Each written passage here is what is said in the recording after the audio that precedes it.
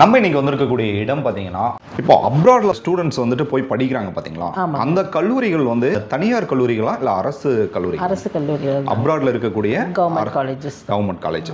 அதனால தான் நீங்கள் வந்து ஒரு 50% நம்ம படிக்க முடியுங்கிற அந்த அஷ்யூரன்ஸ் கொடுக்குறீங்க. அதில் நம்பிக்கை வரணும். ஏன்னா அந்த கவர்மெண்ட் ரெஜிஸ்ட்ரேஷன் இருக்கணும் இல்லைங்களா. இந்தியன் கவுன்சில் கூட ரெஜிஸ்ட்ரேஷன் நிறைய காலேஜஸ் இருக்குது. ஆனால் அது இந்தியன் ரெஜிஸ்ட்ரேஷன் பண்ணியிருக்க மாட்டாங்க. அப்படி இருக்கும்போது அந்த சர்டிஃபிகேட் இங்கே வரும்போது அவங்களுக்கு இதாகாது. அதனால கவர்மெண்ட் காலேஜஸை தான் நாங்கள் செலக்ட் பண்ணி கொடுத்துட்ருக்கோங்க. அரசு கல்லூரினா அங்கே வந்து எப்படிங்க மேடம்? இல்லை, இங்கே அந்த மாதிரி டிஃப்ரென்ஸ் எல்லாம் இருக்காதுங்க. எல்லாம் ஒரே மாதிரி தான் இருக்கும். Colleges, private colleges, government colleges எல்லா ஃபெசிலிட்டிஸுமே எல்லாத்துலேயுமே இருக்குங்க. அதனால் உங்களுக்கு அந்த பயமெல்லாம் தேவை இருக்காது. அட்மாஸ்பியர் நல்லா இருக்காதோ?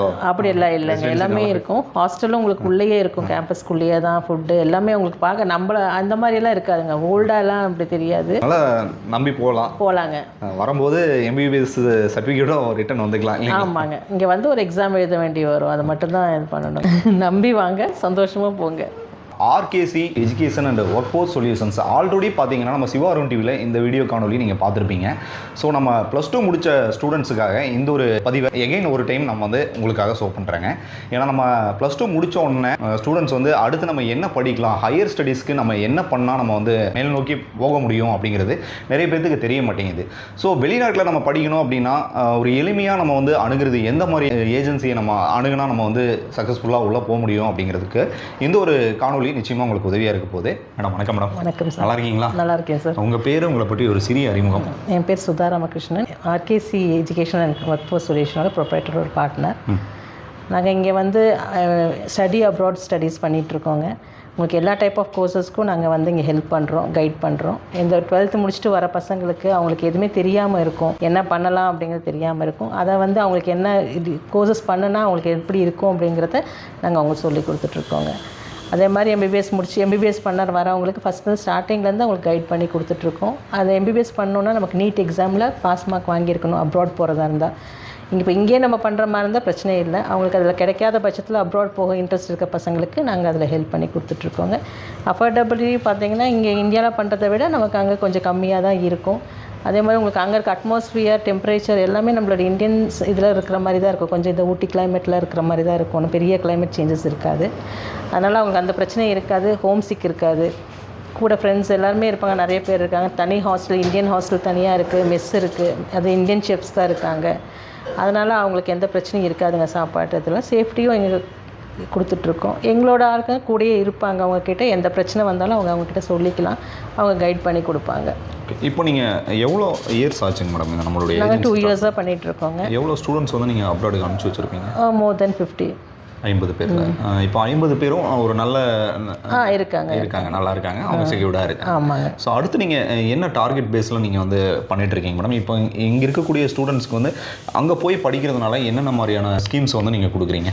இங்கேருந்து அப்ராடுக்கு போய் படிக்கிறதுனால இங்கே படிக்கிறத விட அங்கே போய் படிக்கிறதுனால என்ன யூஸ் இருக்க போகுது? இல்லை, அங்கே வந்து அவங்களுக்கு இன்னும் நிறைய தெரிஞ்சுக்கலாம். வேறு கண்ட்ரியில் போகும்போது எப்படி இருக்குது அப்படிங்கிறத தெரிஞ்சுக்கலாம்.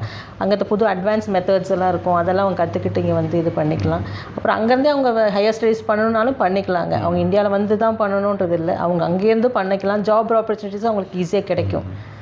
அதனால் அவங்க அதை அங்கே ட்ரை பண்ணிக்கலாங்க. இப்போ நம்ம பேசிக்காக பார்த்தீங்கன்னா நம்மளுடைய தமிழ்நாட்டில் இருக்கக்கூடிய மாணவர்கள் போராக தான் நிறைய பேர் இருப்பாங்க. அவங்களுக்கு தெரியாத மிடில் கிளாஸ் ஸ்டூடெண்ட்ஸ் இருப்பாங்க, பிலோ ஏவரேஜ், அவங்களுடைய ஃபேமிலி சுச்சுவேஷன் ரொம்ப அன்கண்டிஷனாக இருப்பாங்க. ஸோ அப்படி இருக்கிறவங்க இந்த மாதிரி ஒரு ஆப்பர்ச்சுனிட்டியை பயன்படுத்திக்கிட்டு இப்போ இங்கே எனக்கு வந்து எம்பிபிஎஸ் சீட் வந்து சரியான ஒரு காலேஜ் கிடைக்கல அப்படிங்கிறவங்களுக்கு வந்து லோன் அப்ளை பண்ணி கொடுக்குறோங்க. நாங்கள் அந்த மாதிரி ஸ்டடீஸ் எஜுகேஷன் போகிறவங்களுக்கு லோன்ஸ் வந்து நாங்கள் வந்து அதுக்கு அரேஞ்ச் பண்ணி கொடுக்குறோம். அந்த டைப்பில் கொஞ்சம் இருக்காங்க, அவங்ககிட்ட சொன்னோம்னா அவங்க வந்து லோன் அரேஞ்ச் எல்லாம் பண்ணி கொடுத்துருவாங்க. ஸோ அந்த ஸ்டூடெண்ட்ஸ் வந்து முடிச்சுட்டு வந்து அவங்க அந்த லோன் பே பண்ணுற மாதிரி இருக்கும். ஓகே, 5 இயர்ஸ் + 1 இயர், எவ்வளோ இயர்ஸ்?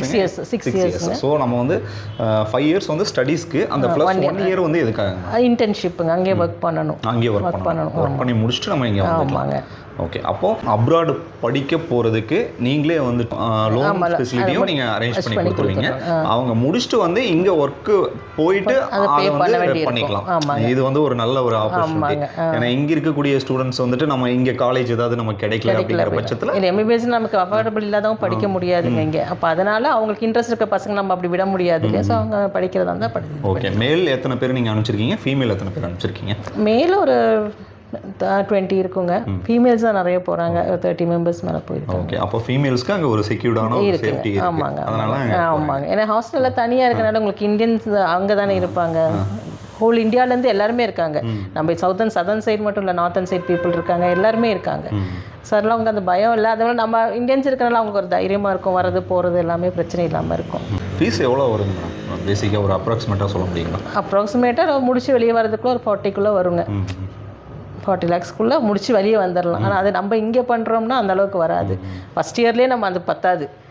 அதனால் அவங்களுக்கு அது பிரச்சனை இல்லாமல் இருக்குங்க. ஏன்னா கவர்மெண்ட் சீட்டு கிடைச்சா பிரச்சனை இல்லை. ஆமாம், மெரிட்டில் போயிட்டாங்கன்னா பிரச்சனை இல்லைங்க. நம்ம பே பண்ணி போகிற மாதிரி இருந்ததுன்னா ஜாஸ்தி வந்துடும். நம்ம இந்தியாவில் படிக்கிறத விட நம்ம வெளிநாடு ஆமாம் படிக்கிறது ஒரு 50% வரைக்கும் சார் சொன்னார் ஆல்ரெடி. ஒரு 50% வரைக்கும் நமக்கு கம்மியாகிடும். எல்லாருமே பயப்படுறது என்னன்னா நம்ம ஃபாரின் போனால் நமக்கு சேஃபாக இருக்க முடியுமா? இல்லைங்க, சேஃப் தாங்க. சேஃபாக இல்லாமல் இல்லை, எல்லாமே பார்த்துக்கிறாங்க. அது நம்ம நடந்துக்கிறதுல இருக்குது. நம்ம போய் நம்ம கரெக்டாக இருந்துட்டோம்னா பிரச்சனை இல்லைங்க. இந்த ஒரு கான்செப்ட் பேஸில் நான் இந்த கொஸ்டின் கேட்கலைங்க.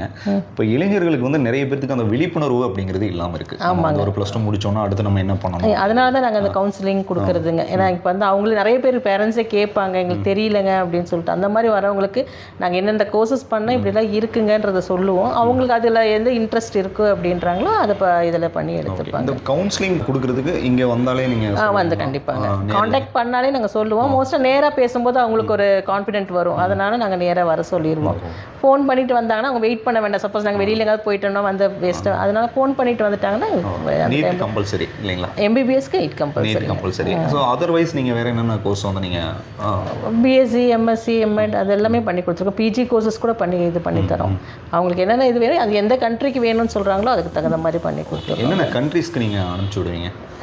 அது வந்து Uzbekistan, Kyrgyzstan, Tajikistan, Georgia, Russia அந்த இதெல்லாம் பண்ணுறோங்க. ஓகே, இந்த கண்ட்ரிஸ் எல்லாமே யூஎஸ் பண்ணுறீங்களா? பண்ணுறோம். அது கேண்டிடேட்ஸ் வேணும்னா அங்கே கொஞ்சம் அஃபோர்டபுள் ஜாஸ்தியாக இருக்கும், அமௌண்ட் ஜாஸ்தி. ஸோ எல்லோரும் இது பண்ண முடியாது. போகணும்னு நினைக்கிறவங்களுக்கு அது இது பண்ணி கொடுத்துட்றோம். இப்போது எஜுகேஷன் விசா வந்து எவ்வளோ நம்ம படிக்கக்கூடிய அந்த இயர்ஸ் வரைக்குமே அக்செப்டட் தானுங்களா? என்னதுங்க, இயர்லி செமஸ்டர் ஃபீஸாக தான் பே பண்ண சொல்லுவாங்க. மொத்தமாக பே பண்ண இல்லை, விசாவை பற்றி கேட்டேன். விசா இயர்லி ரினிவல் பண்ணணுங்க. அது நாங்களே பண்ணி கொடுத்துருவோம். அது அங்கே ஒருத்தர் இருப்பாங்க, அவங்களே டேக் ஓவர் பண்ணிப்பாங்க. ஓகே, இப்போது அங்கே இருக்கக்கூடிய ஸ்டூடெண்ட்ஸ் வந்து எனக்கு அப்பா அம்மா ஞாபகமாக இருக்குது, நான் ஒரு 1 இயரில் அந்த லீவில் நான் வந்துட்டு போகலாம் அப்படின்னா வர முடியுமா? வர முடியும். இயர்லி ஒன்ஸ் 2 months லீவ் கொடுப்பாங்க. அப்போ அந்த டைமில் வந்துட்டு போய்க்கலாம். அந்த டைமில் வந்துக்கலாம். ஆமாம். எவ்வளோ மந்த் லீவ் கொடுப்பாங்க? 1.5 months 2 months இருக்கும். அது ஜூன் ஜூலையில் வருவாங்க, ஆகஸ்ட் அப்படி போவாங்க. ஓகே, பேரண்ட்ஸ் அங்கே அலௌடுங்களா போய் பார்க்க? அது நம்ம போகிறது தான் போய்க்கலாங்க. மற்றபடி அலௌடுன்றதை நம்ம பேரண்ட்ஸ் போய் வந்து வெளியேருந்து பார்த்துக்கலாம், ஒன்றும் சொல்ல மாட்டாங்க.